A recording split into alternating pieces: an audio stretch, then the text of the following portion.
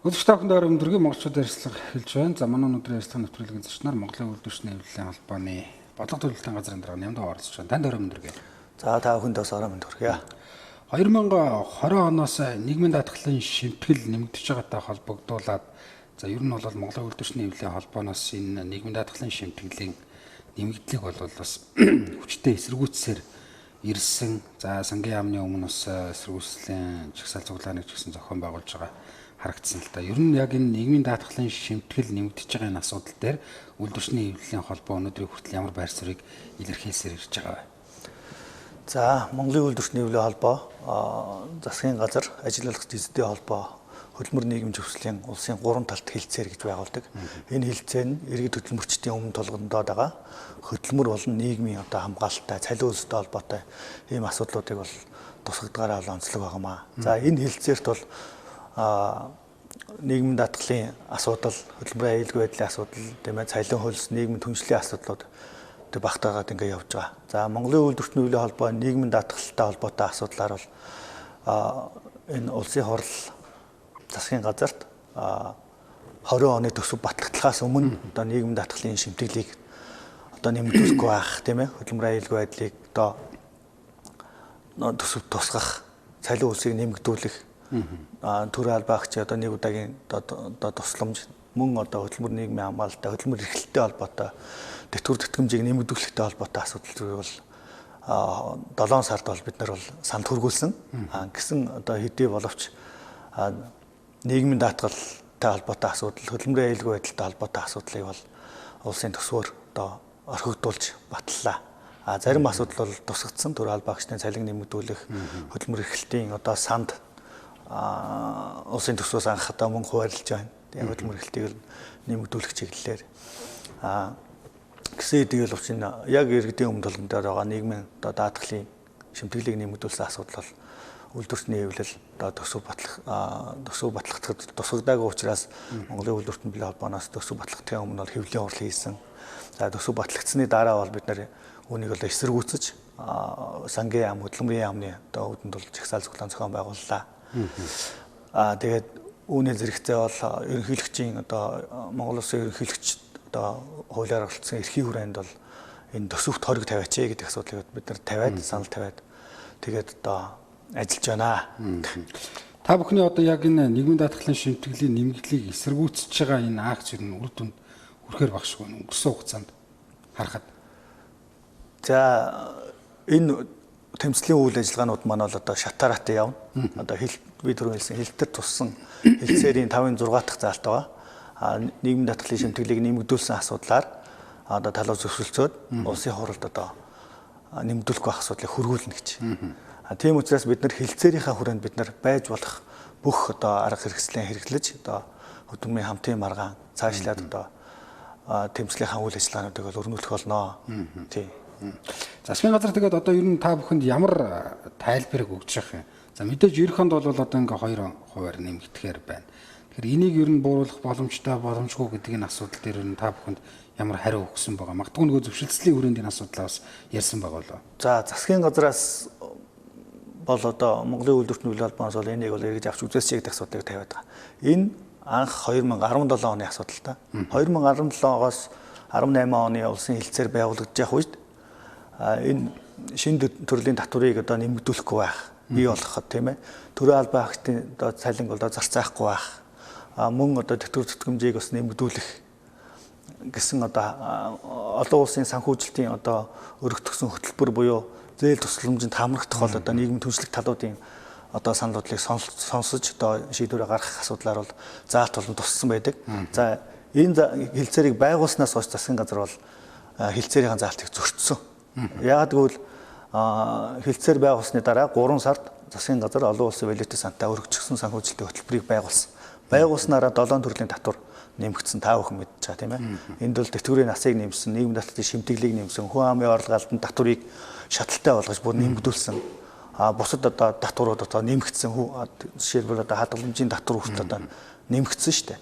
За энэ болгоныг одоо Монголын үйлдвэрчний хэвлэлийн холбоо бол эсэргүүцэж бас эсэргүүцэд тэмцлийн үйл ажиллагаанд явуулсны үр дүнд бол тэтгэврийн насыг бол 6 сар байсны 3 сар өөрөө хүсвэл сонголттой болгосон.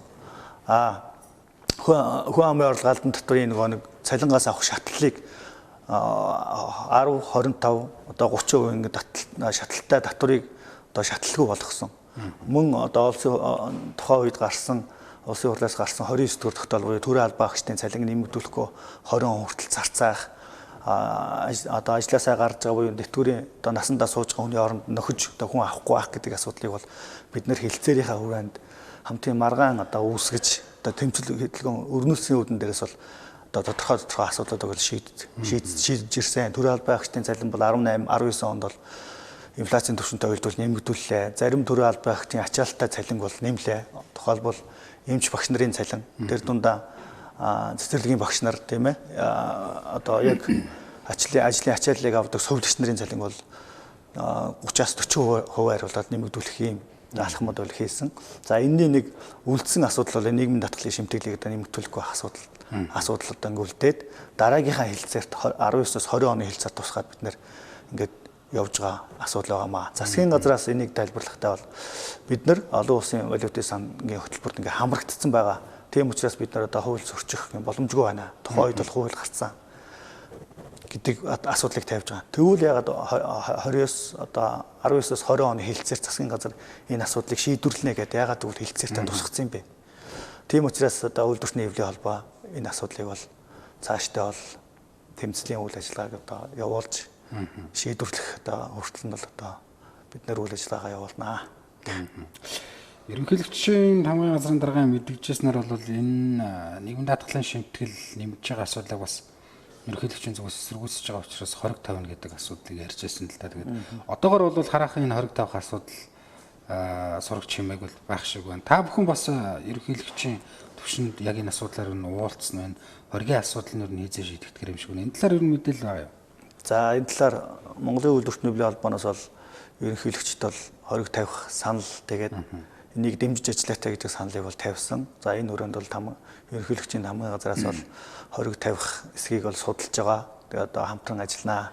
Энэ дээр Монголын үйлдвэрчний эвлийн холбооны одоо нийт 36 гишүүн байгууллага байдаг. Аймаг салбар нийслэлийн дүүний одоо яг идэвхтэй ажил хийж байгаа одоо 300 гаруй мянган гишүүд одоо дэмжигчид одоо энэ одоо ерөнхийлөгч хориг тавиасаа гэдгийг дэмжиж бичиг бол ирүүлсээр байна. Өнөөдөр бол ерөнхийлөгчийн хамгааллын газар бид нэр холбоо салбарынхаа холбоодууд болон аймгийнхаа холбоодуудаас гишүүдээс ирж байгаа бид нэр одоо дэмжихийг хүссэн бичгээ бол одоо ерөнхийлөгчийн хамгааллын газарт бол ингээд явуулахаар бэлдээд байна. Эх онд чинь 2%-аар нэмэгдээд нийтдээ одоо энэ чинь 25 билээ 26% нэмж байгаа. Нийтдээ 18, 19, 20 онд нийтдээ 5% нэмж байгаа. Энэ нь бол зөвхөн тэтгэврийн даатгалын одоо шимтгэл шүү дээ. Тийм тэтгэврийн даатгалын шимтгэл 18, 19, 20 онд 5% нэмэгдснээрээ одоо сая төгрөгийн цалинтай хүн байлаа гэхэд тийм ээ 550 мянган төгрөг сард жилд одоо 600 мянган төгрөгийг цалингаас одоо төлөхөр байна шүү дээ. Тэгтэл өнөөдөр монголчуудын дунд цалин ямар байна? Амьдралдаа хүрэлцэхгүй дундаас доогуур одоо цалин авж байгаа төрийн албан агч нар ч байна, хувийн хвшлийнхэн зөндөө шүү дээ. Тийм учраас энэ цалингийнхаа асуудлыг одоо өндөр төвшөнд болгож ээж одоо өөр бусад орнуудын төвшин шиг одоо нийгмийн даатгалын шимтгэл аваач.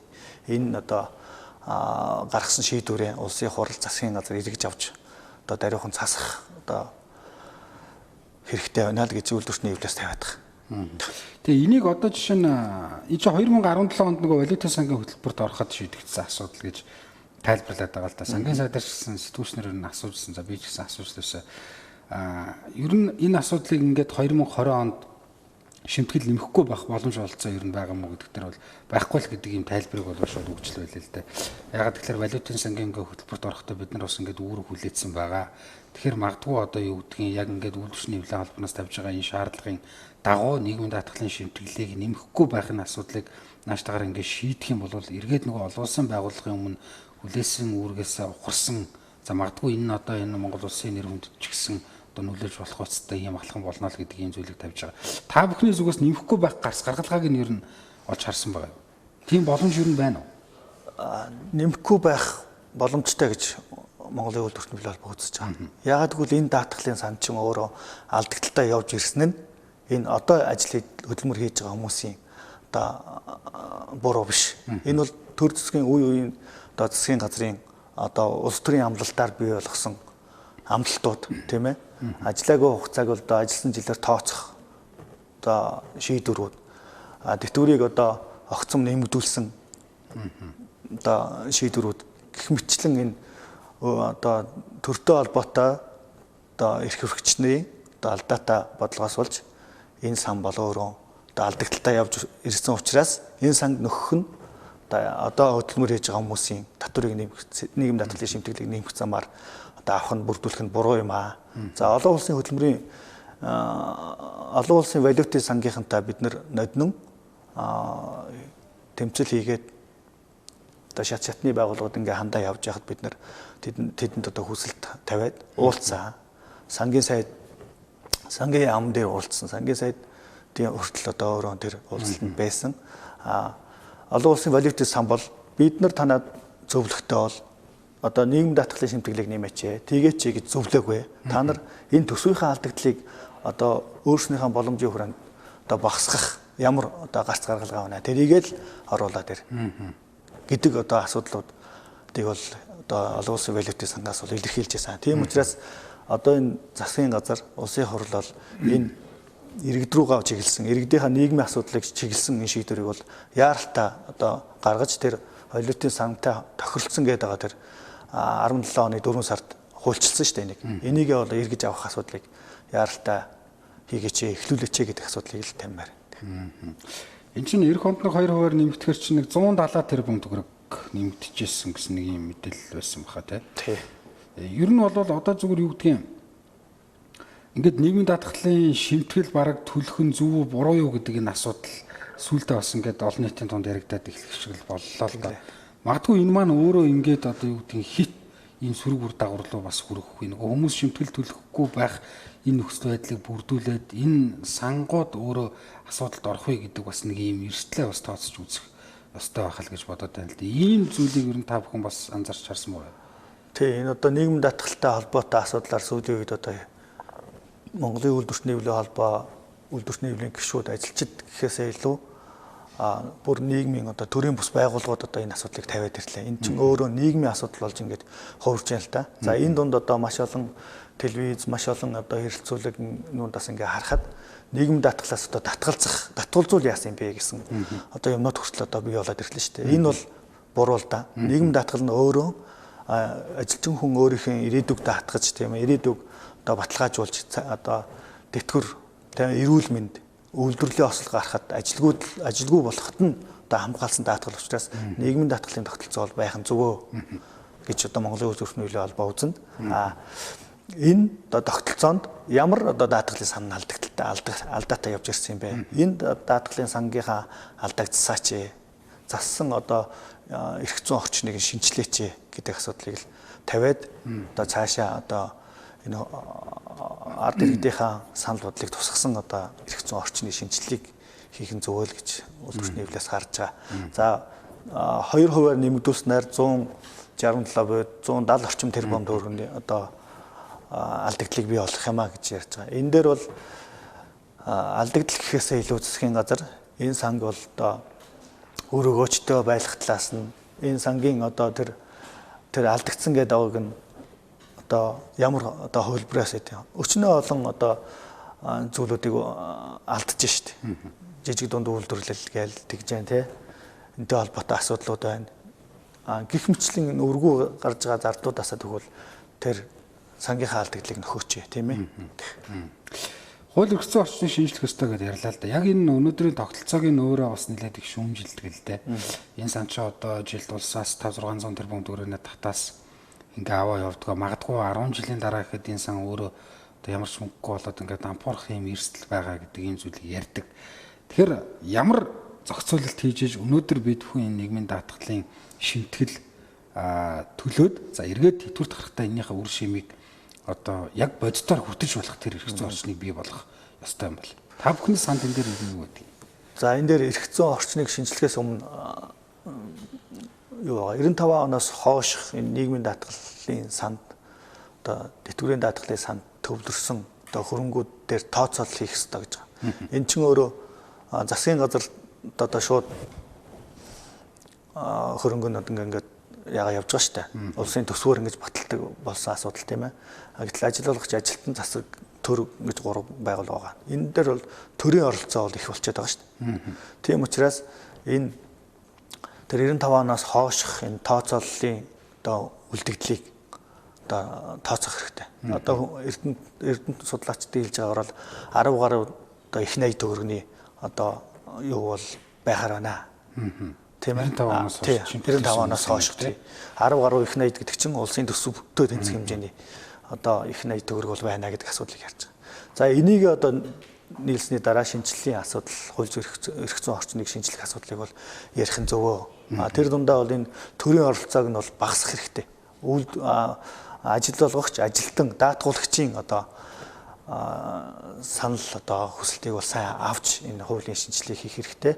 Өнөөдөр тэтгэвэр маань дундад тэтгэвэр маань 380 мянган төгрөг. Хөдөлмөрийн өсний доод хэмжээтэйг бараг ойролцоо шүү дээ. Энэ тэтгэвэр ажил хийж байгаа тэтгэвртэй гараад тэтгэврээ авлаа гэхэд шууд нөгөө ядуучуудын игнэ шилжиж чинь тийм үү? Хөдөлмөрийн өсний доод хэмжээнээс тэтгэврийн доод хэмжээ 310 мянга. Дундад тэтгэвэр чинь 380 байх шүү дээ. Тэгтэл хөдөлмөрийн өсний доод хэмжээгээс бага тэтгэвэр авч байна. Нийт тэтгэвэр авахчдын 60 орчим хувь нь бага хамгийн доотлын тэтгэвэр авч шүү дээ. 310 мянгаар. Тийм учраас энэ тэтгэврийн даатгалын тогтолцоог бол шинжлэх нь бол зөв. Миний хэлснээр бол дээрх тооцоонууд тэгээд энэ төрийн оролцоог багасгахчээж бид нэр тэтгэврийн даатгалын тогтолцоог шинжлэх асуудлыг ярина. За үйлдвэрчний хэвлэлээс энэ тэтгэврийн даатгалын тогтолцоотой холбоотой энэ бол эвнэгдлийн одоо тогтолцоогоор өнөөдөр хүртэл явж ирсэн 95 оноос хойш одоо бол олон давхарх тэтгэврийн тогтолцоог бол оруулж ирэх цаг нь болсон. Олон даатгал тэтгэврийн тогтолцоо гэдэг маань суур тэтгэвэр буюу ажилласан жилээс нь үл хамааруулаад авдаг тэтгэвэр гэж байна. Дараа нь болохоор дундх тэтгэвэр нь болохоор шимтгэлтэйгээ яг одоо энэ яваад байгаа шимтгэлтэйгээ үйлдсэн тэтгэвэр. Дараагийнх нь болохоор энэ хувийн тэтгэврийн даатгалын тогтолцоо буюу хүн цалингаасаа албан журмаар тэтгэврийн одоо шимтгэл төлж байгаа ч гэсэн боломжтой одоо олж байгаа орлогоос төлөөд тэгээд өндөр тэтгэвэр авах ийм дагуурын давхарх тогтолцоо гэдэг байгаа. Энэ тогтолцоог бол нэвтрүүлэх асуудлыг бол ярих нь бол цаг үеийн толгомцсон одоо асуудал болоод байгаа л та.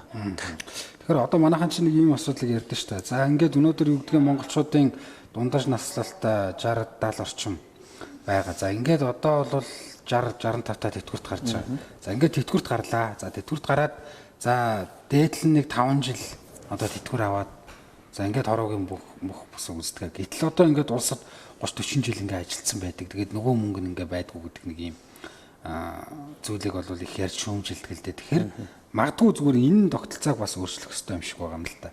Тэтгэврт гарлаа. За 30-40 жил одоо ингээд нийгмийн даатгалын шимтгэл төлцсөн тэр үр шимэл одоо тэр хүмүүс ч одоо тэтгэврт гараад хүртмээр нь шүү дээ. Тэгэхээр энийг ямар зохицуулалтаар бий болов? Түрүүний таны хэлдэг тэр 3 давхар тэтгэврийн тогтолцоо. Тийм энэ 3 давхар тэтгэврийн тогтолцоогоор энэ асуудлыг бол шийднэ. Одоо бол өөрөө ч хэлсэн тийм 20-30 жил ажиллаад би тэтгэврийн одоо доод цалин авч шүү дээ. Тэтгэврийн доод хэмжээ буюу 310 мянган төгрөгийн доод цалин тэтгэвэр авч байна. Энэ асуудлыг бол одоо энэ шинжилгээ хүрээнд л яаралтай шийдэх хэрэгтэй. Дээрээс нь нийгмийн даатгалын шимтгэлтэй холбоотой шимтгэлийг нэмэгдүүлэхтэй холбоотой олон зүйлүүд одоо сөргөөр гарч ирнэ л дээ. Одоо тухайлбал 19 оны 9 сарын байдлаар 19 мянган аж ахуй нэгжийн одоо 170 гаруй төгрөгийн одоо шимтгэлийн өртөө байгууллагууд гараад ирлээ. За энэ одоо 20 мянган одоо аж ахуй нэгж чинь шимтгэлийн өртөө байснараа нөгөө ажилчид нь нийгмийн даатгалын үйлчилгээ авах эрх нь хязгаарлагдаад ирлээ. Нөгөө эрүүл мэндийн үйлчилгээ тийм ээ.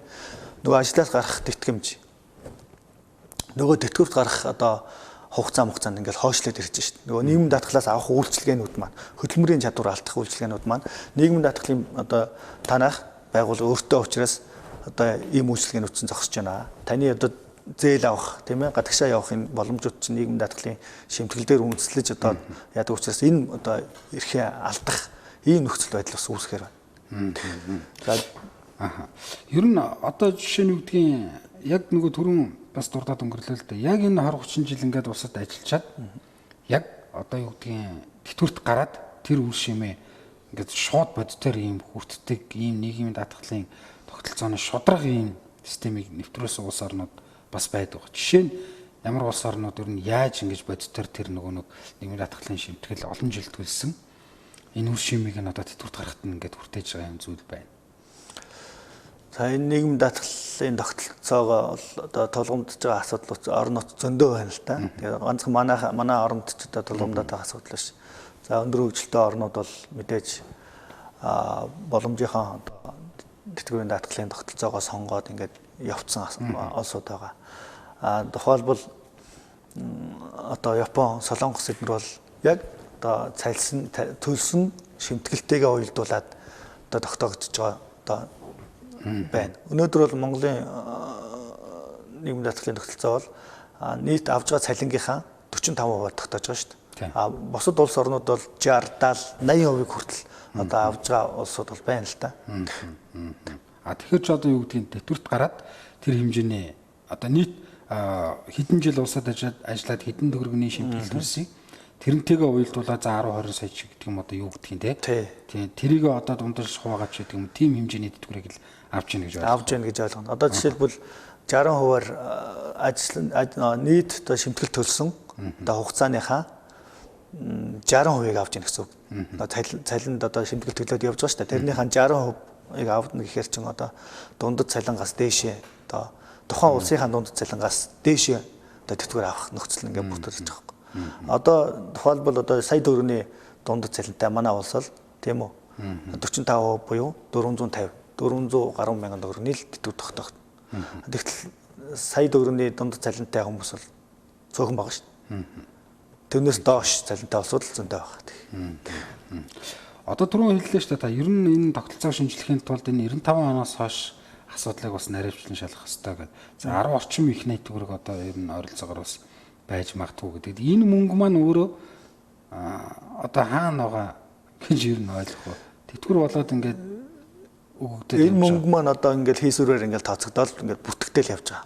Бүртгэхгүйш бүртгэл энэ хүний одоо нийгмийн даатгалын шимтгэл 20 жил ажилласан нь одоо эдэн төгрөг байна гэдэг ингээд бүртгэл явж байгаа. Энийг яг бүртгэлжүүлээд эндээс нь одоо байх мөнгөний улс өөрөө энийг нь бий болгоод бодтойгоор бий болгох хэрэгтэй л да. Тэгээд энэ Монгол улс өөрөө уулуурхаа тийм ээ энэ баялагаасаа олж байгаа орлогоосоо энэ сангийнхаа алдагдлыг тодорхой хуваар ингээд нөхөд одоо бид нэр огцом 18 19 онд нийгмийн даатгалын шимтгэл ингээд нэмсэн шиг тэр улсаас орж ирж байгаа тэр уулуурхаагаас олж ирж байгаа ашгаасаа тэгвэл тэр сангийнхаа алдагдлыг багасгаад явах тийм одоо эрх зүйн орчныг бол санаачлаач.